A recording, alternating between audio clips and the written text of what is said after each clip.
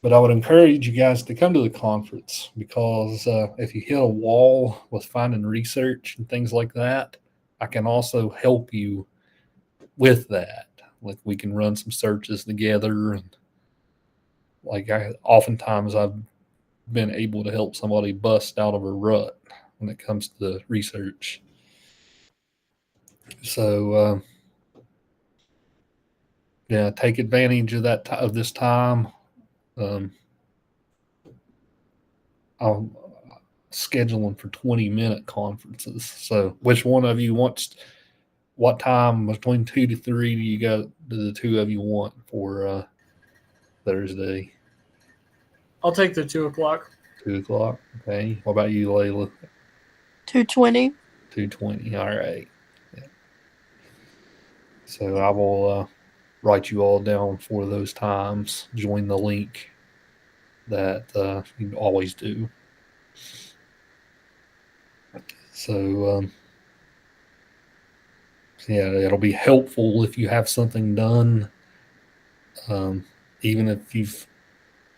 But the meetings are very general this time. Anything I can do to help, I'll be happy to. So today's main purpose, then, you're finally going to see how the method to the madness works and how I do research in this class. And that is discussing the final project, the final paper that we do next week. Um, so here, let's go. I'll show you our prompt here. The prompt is available to you on Moodle. I put it up for you already, so you should see it. So as you guys know, you are sure that Word isn't showing on my screen for some reason. There it is.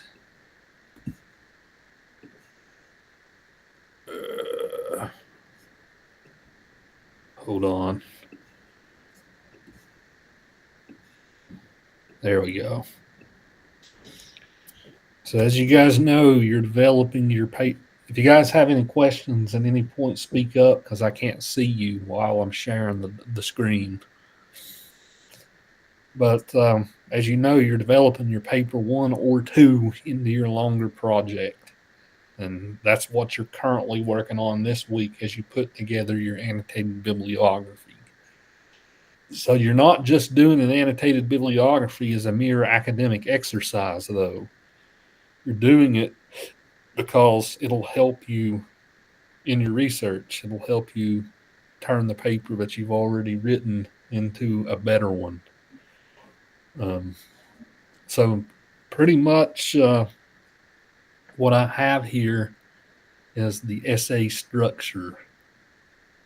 Um, Most of the structure is stuff that you already know, right? So you have to have your intro with your thesis, um, your argument paragraphs. You already have that in your current paper.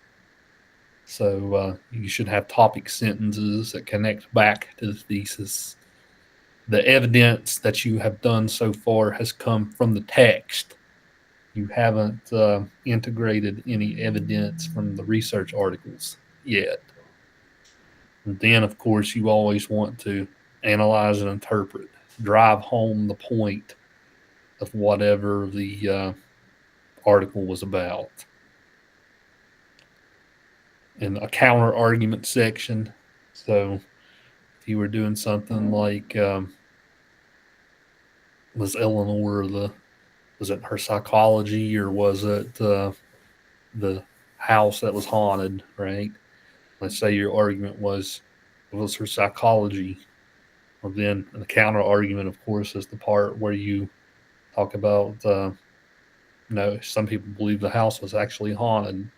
Then you got to do something with it, right? So you could say, okay, this side has a few good points. Here's why they're here's why they're my side is better though. Or you could be like, no, this argument's absolutely ridiculous. My side's clearly the only logical thing and a conclusion. So this is these are the essay sections. So the question is now, how do you develop into the longer paper? The things that I have highlighted here are the things that you can add into it to make it a longer paper. So right after the intro and the thesis, there's a section of the paper called the literature review. The literature review. And basically what the literature review is you sum up patterns that you find in the scholarship. As it says here, sum up the relevant commentary on your topic. Then give a brief analysis of what you're offering to the conversation. So let's say you're doing The Haunting of Hill House, that question, right? Well, what have other scholars said about Eleanor's character in The Haunting of Hill House, right? So, like, what has the dialogue been? Maybe there's been a lot of conversation about psychoanalysis, right? Maybe there's been a lot of commentary about nature. Like, whatever the case is, the patterns that you notice whenever you did your bibliography, you kind of have to sum up some of the commentaries. Like, what were some of these articles about? Like, what were some of the arguments that were being made? But then you kind of have to think to yourself, okay, what still needs to be said? So, like, maybe your argument is adding something new on to what somebody else said before, right? You're not just, your goal in doing research isn't just to parrot what people before you have said. You kind of want to build on what people before you have said. So, what are the patterns? Like, again, if you're talking about The Haunting of Hill House, right? What are people saying about Eleanor's character? You should have a good idea after finding 6 articles about the topic and what people are saying. So here's a place where you get your hands dirty. This is a place where you cite your research. It's a good place to get a lot of your citations out of the way. Like Jeff Yeager's article says this. Luke's article says this, right? Layla's article says this. It's a good place to kind of get some of those citations out of the way. So I say here 1 to 2 paragraphs. It probably would take you 2 to do a good job with this, because again, you don't want to have a giant paragraph. So as always, follow my advice from before. If you ever feel like a paragraph is getting too long, it probably is. This kind of gives you this kind of gives the reader some context. It kind of anchors them in the scholarly conversation before they get to your argument. So this is a very important part of doing a research paper. And so you're going to be integrating these new sections into your pre-existing analysis. And I have a thing down here at the bottom for in-text citations. So as always, when you do an in-text citation in MLA, most of the time you want to state the author's name in the sentence. So in this case, Eugene August states in his article, then I put a colon, quote, and then that quote happened to be on page 34. If you state the author's name in the sentence, You don't have to state the author's name in the parentheses.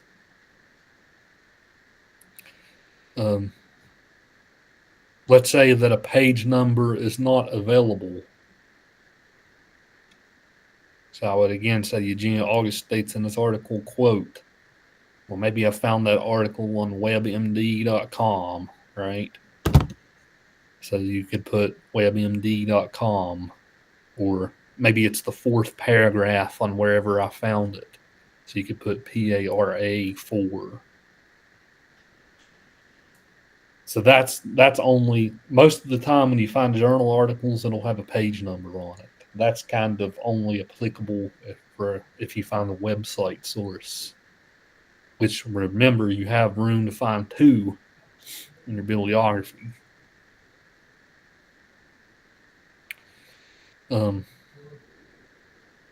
If however you don't put the author's name in the sentence, you do it this way.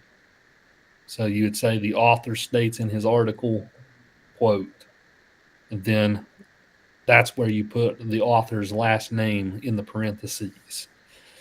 I put as a note here, it is best to cite this way during the literature review because the focus is on the strands of scholarships, not the individual authors and their quotes.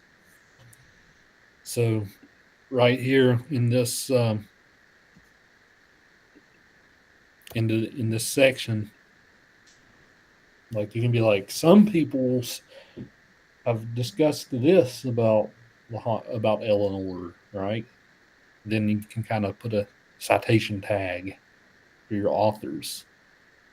So it's kind of, that's not something I'll hit you too hard on. How do you cite in the literature review section? I'm merely just telling you it's usually convention to put the author's last name in the parentheses, at least during the literature review section. I think it's a better practice to put the author's name in the sentence everywhere else in the paper, but at least in the literature review, try to put it where their last name is in the parentheses. And the rule of thumb is anytime you change, as I say here, anytime you change a source, you must cite. If you cite from the same person multiple times in a row, you don't have to keep listing their name. So let's say you cite from my article, then Layla's article, then my article 2 times in a row. So there's 4 citations there, right? You're quoting from me 3 times, and you're quoting from Layla, and right in the middle. So the first time, of course, that's when you're citing me for the first time. You'd have to put a tag. You would have to put a tag when you introduce Layla's source second. You would have to put a tag again when you change back to me the 3rd time. However, the 4th time, you don't have to put a tag, because if you quote from the same author multiple times in a row, you don't have to keep putting their name over and over and over. So that's the anytime you change, you need to cite. That's kind of the rule of thumb here. Anytime you change, cite. So maybe you knock a bunch of them out here in the literature review section. But the next part that you kind of got to think about adding some stuff in from your bibliography to make your paper longer. The next part you can add stuff in is the evidence. So you can kind of think about evidence now as not only does it come from the book, but you can also add in some evidence to support your points from the articles. So, like, again, let's say you're talking about Eleanor and the Haunting of Hill House, right? You're arguing it's all in her head. Well, if you can find like a good quote in one of your articles, right, to kind of prove your point that it's all in her head, right, you can not only just rely on the text, but you can also rely on your articles.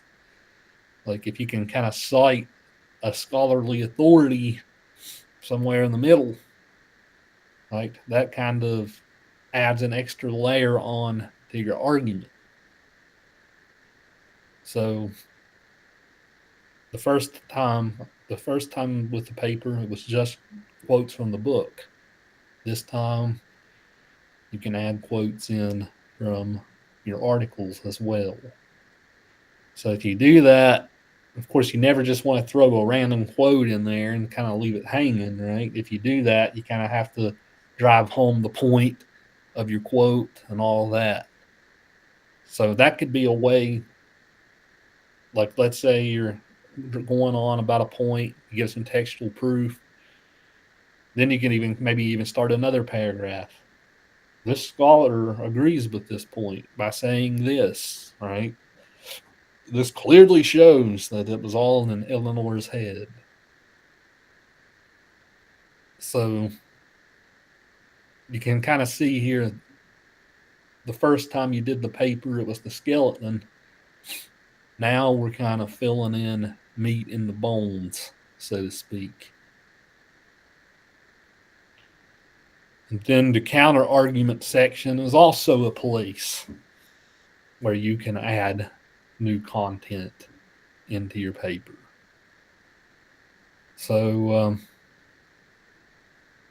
the first time you did the counter argument, you kind of just had to critically think about what the counter argument would be.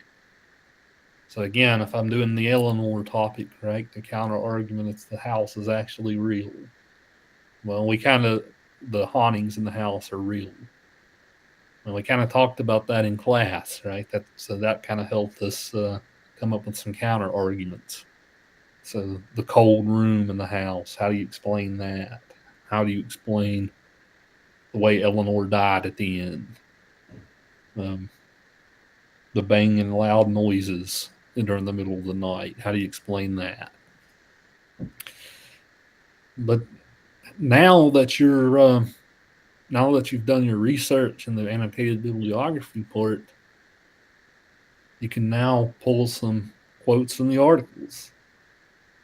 Like maybe an article makes the case that no, you shouldn't read it through psychology. You should read it more literally. Well, if you can pull some quotes there, and then argue against that source. You can be like, Jeff Yeager said that the haunting in Hill House, you shouldn't read it through psychology. It's real. It was a literal thing in the book. Here's why Jeff Yeager is wrong, right? So you can kind of add sources in to your counter argument and argue against the grain, so to speak, in that way as well. So there we go, right? That is how you fatten up your paper 1 or 2 into the longer paper using the stuff that you're finding this week in your annotated bibliography. So everything that I've got highlighted here, that is what you should add in to your previous work. And of course, if you have problems in your previous paper, like maybe you didn't organize it that well, right? Maybe your thesis wasn't strong. Like whatever things that I point out in your previous paper, you also want to fix. But let's say you did a really good job in your previous paper, like let's say you got an A on it, or even a B, right? You might not have a lot of things to fix. So patch up whatever I did tell you to do And then you can kind of go in and add the new parts in. And by the time it's all said and done, a 3 or 4 page paper will be looking more like a 6 to 7 page paper by the end. That's kind of the expectation. The final paper will be about 6 to 7 pages, somewhere in there, not counting the works cited page. So, good news for you guys in that regard, in the sense that you're not writing a brand new work. You're adding on to what you've already done, using what you're doing this week in the third assignment. So hopefully now you guys can kind of see the method behind my madness and how I organize this course. While your buddies are writing a brand new 7-page paper at the end from scratch, you're not having to do that. So I personally like my method. I think it saves. I think it causes less headaches for you guys at the end. So questions about the structure, anything like that? Is everything clear as far as what I'm telling you to do with adding on to your previous work using your bibliography? Do you feel like I explained it well? Do you need do you need to clarify anything further? How are you guys doing? Everything seems relatively straightforward. Good. How about you, Layla? How are you feeling over there? Yeah, I didn't have a problem understanding it. Natalie, you kind of came in the middle. Are you kind of following me here on what I'm asking? Yeah. Okay. So good. So the one bad thing about this is we're not going to have a very quick turnaround on it. This is what you're mostly working on next week. So this week you're finishing up your bibliographies. Next week, in relatively short order, you're going to be adding on to your bibliography, adding on to your paper using the stuff you found in your bibliography. So this actually, I do it in a relatively quick turnaround just because it doesn't take that long to do, frankly. And it's also better to do it quick while these sources are fresh in your head rather than wait. So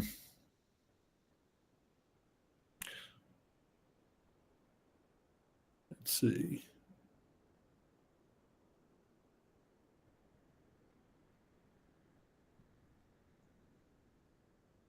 So I'm gonna say Monday, May 5th on this. I think that's a little better. I can grade them that week. Monday, May 5th.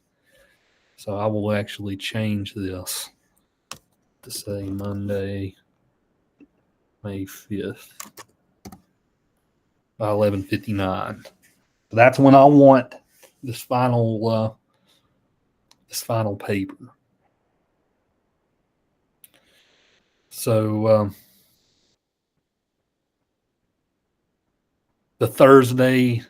next Thursday, I can also have a conference day then next Thursday to go over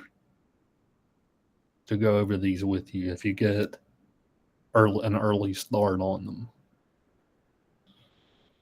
Next Tuesday, I'll find something else for us to do that day. Maybe some more grammar review or something for next Tuesday. I can kind of go over this again then as well as a review, because today's lecture won't be fresh in your head a week from now when you start working on it. So I'll also get it next Tuesday and give a quick recap on what we discussed today.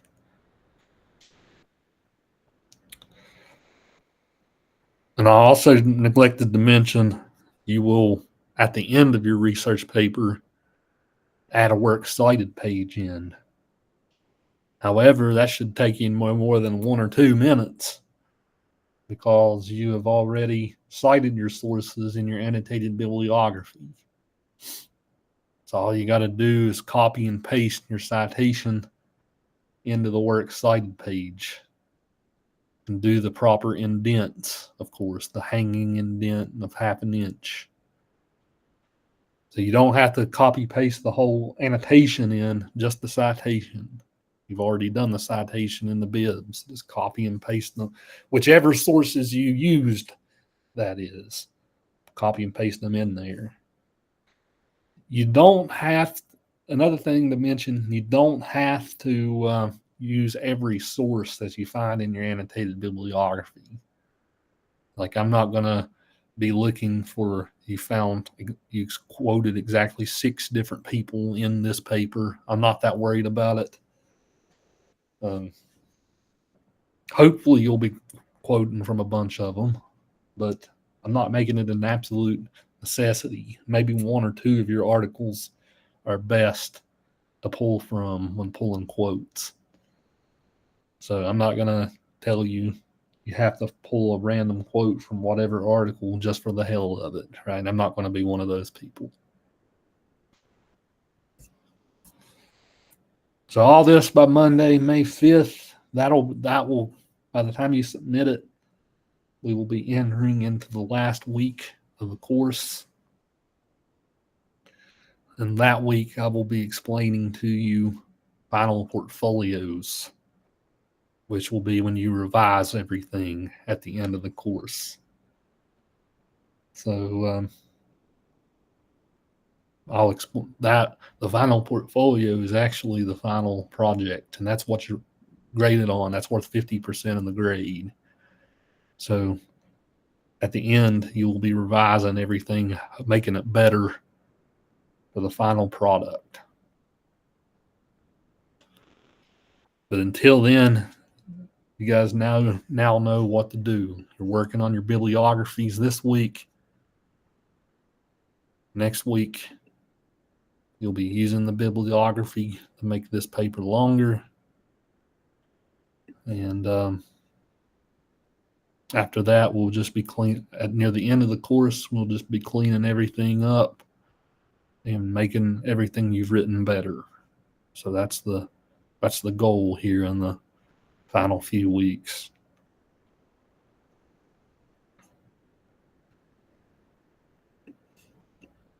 So you guys sure you still don't have any questions or anything like that? Nope. I think I'm good. All right. So I'm not going to hold you here just to hold you here. Get the work. All right. You got your annotated bibliographies to do this week. So get the work. And I'll see Luke at 2, Layla at 2:20. I don't know if you want to come at 2:40, Natalie, for a meeting on Thursday. I told everybody at the beginning the meetings this week, like even if you don't have a lot done, I can maybe help you break out of a rut or something if you find yourself in one. So rather than a class Thursday, I'm just going to have office hour meetings where you can kind of come to me if you need me for anything. Okay. All right, guys. So Godspeed. I'm going to be getting your second essays back to you this week. I'm working on them right now. So you'll be getting those back very soon. 4:00 tomorrow, first 10 chapters of Blood Meridian. Yep, for that class, 4:00 tomorrow. Same link. Okay, cool. All right. See y'all. I'll see you tomorrow and then Thursday. All right, we'll see everybody later. Have Bye. a good afternoon, y'all.